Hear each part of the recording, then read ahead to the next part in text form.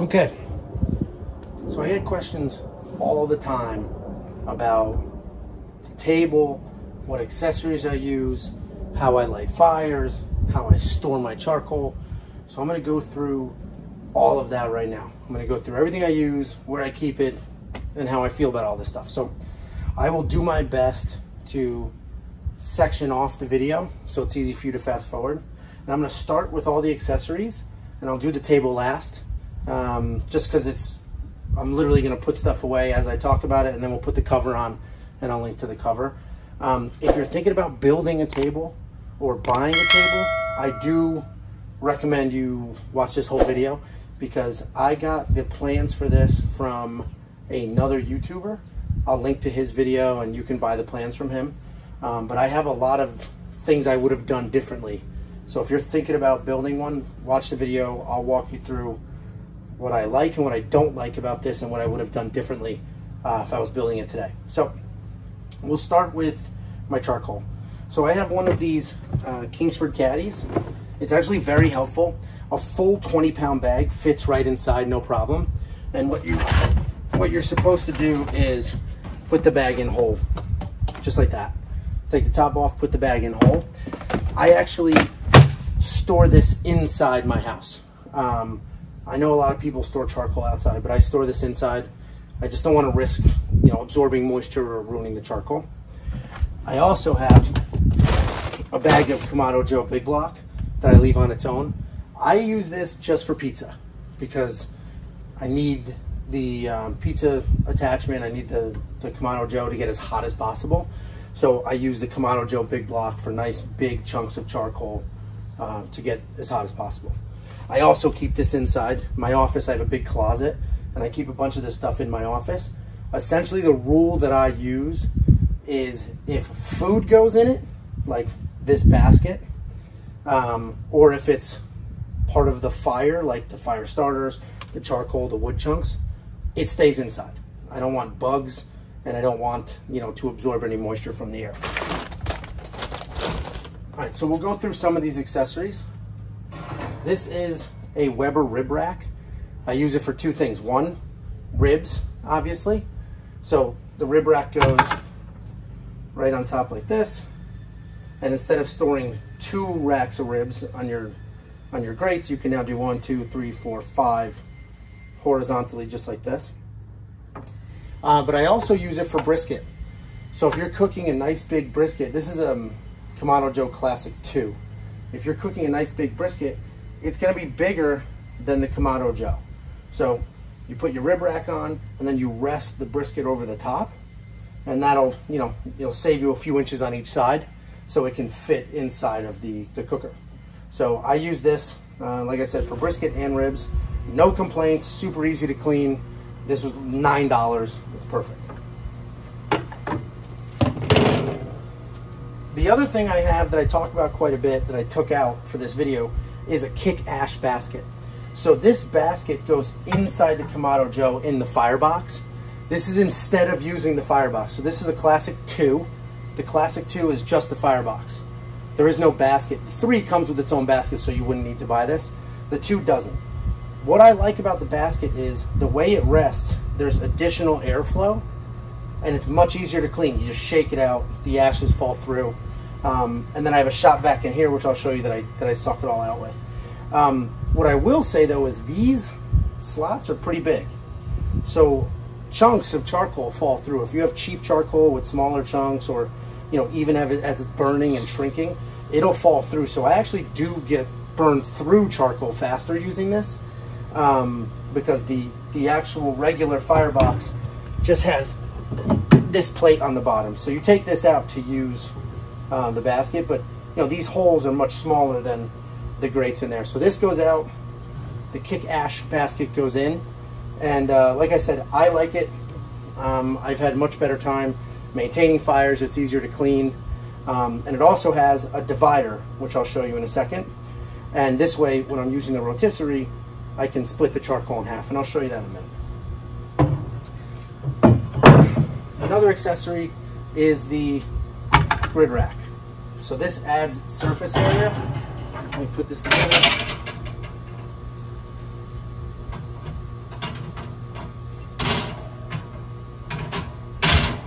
So this adds surface area. So this is an 18-inch cooking surface because it's not a big Joe. But I throw this on, and now all of a sudden I have not double, but I have quite a bit more space to use. I did a video where I did kebabs and corn, and this came in handy because you can fit a lot of food on there using this rack. Chicken wings, you know, anything really. The most I've ever cooked on here using this rack was 2 whole chickens and 5 pretty large steaks. So I did a whole chicken here, a whole chicken underneath, and then I did the steaks around it. So this adds quite a bit of room. The last cooking, little cooking utensils I have are these are chicken, you hang chicken drumsticks from here hanging down. I did that video, the lollipop fail video, because I tried to make lollipops and that was a mess, but I just did drumsticks. This is actually, these were $7 each. This is great. It cooked them evenly. I don't have to clean up the surface. I don't have to flip the chicken. So these are great. I got 2 of them. They both fit in here, no problem. Just like this, not on top of there, obviously. And you can fit 2, 4, 6, 8, 10, 12, 24 pieces of chicken inside of here using these racks, no problem. So these are a great purchase. I do use these all the time. There's no better way to make drumsticks than hanging them from here and smoking them in there at 350. I have this heat gun. This is a laser heat gun, so a little laser comes out. Wherever the laser points, it tells you how hot it is. I only use this occasionally. If you watch the pizza stone video, I use this just to see how hot that pizza stone gets. It's obviously dead accurate, but it's just a nice thing I use just to see. I had a Blackstone griddle. I use this constantly for that. For the grill, you know, I have a thermometer and things like that, but I do use it to figure out the temperature of the pizza stone before I put pizza on. And the last thing in this side is the meter probe. So you have heard me talk about this a million times. This is my most used crutch or tool. It is amazing. You basically plug this in, you pull it out. As soon as you pull it out, it's on. Put it into the meat, and then you open the app on your phone to set up the cook, what you're cooking, how long you're cooking for, and this will push alerts to my phone, tell me when the meat's ready, tell me when I have to rest it, how long it needs to rest. It's great. You cannot beat this. I've never had an issue, and this has saved my life a bunch of time from drying out my food. So let's open this up. So I have 2 storage compartments. I'm using magnets to hold these doors shut. But I have 2 storage compartments. In here, I have a shop vac. So I just have a little 3 horsepower, 5-gallon shop vac. This is to suck out all the ash. So before every single cook, I'll plug this in, I'll take out the kick ash basket, and I'll just suck out all the ashes, pull out all the old charcoal that I don't want anymore, and get a nice clean cook. So I leave this out here, I leave it under the table. I have an extension cord, and then this is the basket divider for the kick ash basket. So if I'm doing rotisserie, this is where I would come in here and I can divide the charcoal. So I could do just the charcoal on this side or this side, and I can, you know, varying degrees, 50-50 split, whatever it is. And this comes in handy because if you're doing a rotisserie, you don't always want that direct heat. So as the meat's turning, no heat, lots of heat, no heat, lots of heat. So this comes in handy quite a bit. Directly under the Kamado Joe, I have a stone. This was a $10 stone from Lowe's. You don't want your Kamado sitting directly on the wood. It gets hot, and just that repeated heat is not great for the wood. Underneath here is just the bottom of the firebox that I don't use, as well as the ash removal system. So I just cooked last night, but this typically goes in here and this sits inside the box. I've removed this because I just found it was easier to shop vac in there out, you know, without this, because this doesn't rest flush, so some ashes get in, and it's easier to take this out and shop back the entire inside without any problems. Let's go to this side. So I have in this little cubby, which I keep in the closet in my office, up top I have my fire gloves. So these are great for obviously high heat, putting on the heat deflector, taking off the heat deflector, dealing with the basket. These are great. They withstand quite a bit of heat. I use these all the time. I have my fire starters. I used to use Twills. I've converted to these because they seem to just light my fire a little better. Where the Twills were falling apart and seemed to burn too quick. These work really well. I've never used the Kamado Joe ones, but I'm sure they work well too. These are just thin cotton gloves with some rubber on there that came with the Kick-Ass basket. I actually will wear these and put my black rubber gloves on top of them to grab like hot food. So if I'm picking up a brisket or a pulled pork, I'll do that so my hands don't get hot and they stay clean. So these are great because, you know, it's like having nothing, but it does protect them. And then this is the power unit for the Jotissary, which we'll talk about in a second.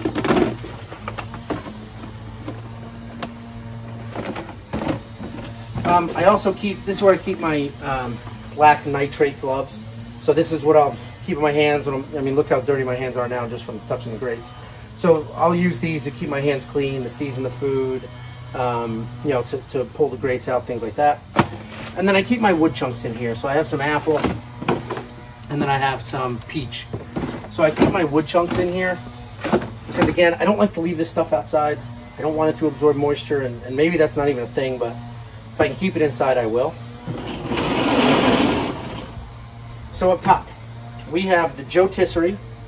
So this sits right on here, and it's a rotisserie, obviously. But with the Jotissary, I have the Napoleon Basket. This basket is phenomenal. The reason I love this basket is, if we look inside, it has these flaps here.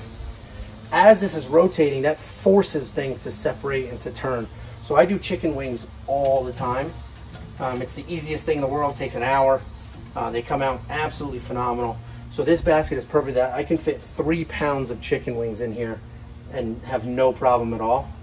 My only complaint is this is an absolute nightmare to clean. So you can just imagine all of the grease and the fat and the skin gets stuck in each one of these little tiny grooves. When I tell you it's a nightmare to clean, there's times where I just won't cook because I don't want to deal with cleaning. But the most success I've had is when I'm done cooking, I'll rinse it off the best I can, and then I'll fill the sink up with soapy water, and I'll just let this soak overnight, and then in the morning I'll scrub it down. But it's a giant pain. I store this part of the Jotissary, the base, in this cabinet under here. So here's the cover. We'll take this out. I'll put it on after I touch out the table. But I store this under here because food doesn't touch that, so I don't have to worry about bugs. The basket I keep inside because I do cook with that. We have a pizza peel. I went with the big green egg peel because I like that it's thin metal. The Kamado Joe one is wood. Maybe that's better for some reason, but I prefer the thin metal. Sometimes I have to scrape. It's easier to get under the pizza when it's in there to spin it. So this has worked out really well. It was about 15, 20 bucks. We have the Kamado Joe Dutch oven. I have used this. This is incredibly heavy. It's very high quality cast iron. I've used that for over-the-top chili. By far the best chili I've ever eaten in my entire life, hands down, no questions asked. So I use this for that. It is thick, so I rested it directly on the heat deflectors about here, and then I put the grates over the top of it. You know, I debated if I should have done that, but I did it. It worked perfect, no issues. So this is handy. It's not cheap. This is like $70. It's very high quality. It's gonna last forever, but it was not a cheap item. But I'm very glad I got it because that chili came out phenomenal. And if I got a cheap Walmart Dutch oven, I don't know if I would have gotten the same results. My last sort of attachment here is the dojo. So this is the pizza attachment for the Kamado Joe. And I have mixed feelings about this because there's nothing more fun for the family than to put this on and we're sliding pizzas in and out and really having a good time making pizza. It smells great, the pizza comes out great, but it is retail $250. And that's a lot of money when the alternative is just opening the lid, putting down a pizza, and taking it off when it's done. That's a lot of money just for the convenience of sliding in and out. So I got lucky. I got it for 180 bucks, which, you know, is a pretty good deal. Still a lot of money, but it was a pretty good deal. I'm glad I got it. I like to use it, but if you watch my reviews of this, there's a learning curve, and I'm sort of struggling to kind of figure that out as I go, but it is a great attachment. I would say if you're only going to buy one of the, you know, add-ons, if you will, I would buy the Jotissary before I buy this. But it is great. I am glad I have it. So put this away. I keep this out here as well. So obviously pizza goes on that stone, but that gets so hot that I don't have to worry about food. So now let's talk about the table. So this table, I'll link in the video. I forget the guy's name, but I'll put a link in the description to his channel. We built this table, myself and the neighbor built this table based off his plans. He charged $10. You buy the plans. They're pretty good. They're not the greatest plans in the world, but we may do, and I'm not a carpenter. A couple things well, let me tell you what I like. What I like is it's very big. This is 8 feet long. We're on a 9 by 11 slab of cement here. This is 8 feet long or wide. There's a ton of space for everything. I have no problems cooking. You know, this is very well supported. I love it. You know, and as far as tables go, this probably cost me $600 to build once you buy all the lumber. And we built it during COVID, so we actually didn't, they don't have the best wood because everybody's doing projects buying up all the good wood. Anyway, it has 2 large cabinets for storage. You saw I fit a vacuum in here. I have all the attachments in there, and then the grill goes in the middle. I do like this model, or the setup of having space on both sides, because I oftentimes use both sides. So sometimes I'll open the grill, take things out, put them over here, and then on this side I have my food, my prep, whatever it is. So I do like a middle setup as opposed to one side or the other. Now, what I would change about this table, if I was building it today from scratch, I would change the wood. So I didn't use cedar. Cedars, you know, can withstand the weather. So I did not use cedar, and I had to stain it. So I would either use cedar, or I would actually, at least for the top, use that Trex, that plastic decking that they use for docks and decks. I would use that because if you look, this is already all stained, and I, you know, eventually that may add character, but right now it just looks dirty. So if I had the Trex, you can literally bleach that surface and scrub that surface, and you won't have any issues at all. So if I could do it again, I would definitely do the top with that plastic decking, the Trex decking.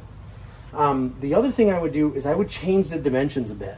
So the overall size is great, and this may be different for you, but for me, I only have a chop saw. So the saw with the big blade that goes down to cut wood.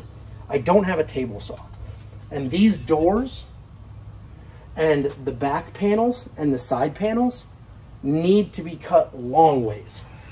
And the only way to do that is with a table saw. So I was constantly running to my neighbor's house to do a table saw. And the reality is, if you just make this table here a couple inches wider, it would be perfect planks. You don't need to cut them or rip them. You don't need to cut them long ways. It's just perfectly sized planks and you're good to go. So I would definitely change the dimensions. Do your math. I think these are 4 by 8s that we had to cut. The sides are 4 by 6s. Or sorry, 1 by 6s. So just measure out 5 of those, and then that should be the width instead of the dimensions that he built. Same with the back. So I would definitely change the dimensions a bit, change the top so that it's more durable. And finally, what I did that you probably don't need to do, but what I did was I added 2x4s under this platform. So this platform's supporting the grill, which is 200 plus pounds, plus the stone, which is another 100. I just didn't feel comfortable with it being only screwed in from the sides. So I put small, 2x4 supports in there to hold that up. The other thing, his plans, he has pocket hinges. So like cabinet hinges that would go here, and then they're on the inside and they pull closed, and it's great and good for him. And I get the impression he was a carpenter or a super handyman at home. That's not me. So I just have regular gate hinges here on the outside, and then we use magnets to hold it closed on the inside. It works great. That's a convenience thing. But I do think the hinges on the outside make it look a little better, because otherwise you'd literally see nothing. The only non-wood thing in the front would be this. So those are my accessories. That's the table. If you have any questions about the table before you buy the plans or build it, feel free to ask. Like I said, there's some changes I would make. My neighbor and I built it together. It took 2 days, so that's not so bad. It wasn't very hard. It's just, you know, it's a lot of cutting and a lot of just a lot of time, right? It's a big, heavy table, and we put giant casters on the bottom so it rolls. As I mentioned, this is a Kamado Joe Classic 2. If you notice, we have the shelf clips here. I bought the regular Classic 2 with shelves and a cart, and then I built this table. So it was $1,200. For $1,000, you can get the one that's meant to be on a table without these here and without the cart. So I tried to unscrew these and see if I could just pull this off to make it cleaner, but you can't. Like, this comes off, but and this comes off, but the screw sticks out so far that you can't just cap it. So, you know, I'm fine with it, because if I want to use the shelves, I can, I guess. But if you know for a fact you're going to put it in an outdoor kitchen or build a table, save $200 and get the, you know, get the one that's meant to be done that way. So thanks for watching. If you have any questions, let me know. I'm going to use the comment section to link to all of these products that I use. Again, for me, storage, anything that has food in it stays inside. Anything that's needed for the fire stays inside. All the other stuff I leave out here because I'm not worried about bugs or moisture. So what I'll do now is I'm going to put the cover on. I had a hard time finding this cover, but it fits perfectly on this table with a center grill. There's plenty of grill covers out there, but when they're this long, they don't fit. So I'm going to put the cover on. That'll probably be in fast forward. If you have any questions, comment down below. You know, I'll have links to every single one of the products in the description. So thanks for watching. You know, if you could like, subscribe, let me know if there's anything else you want to see.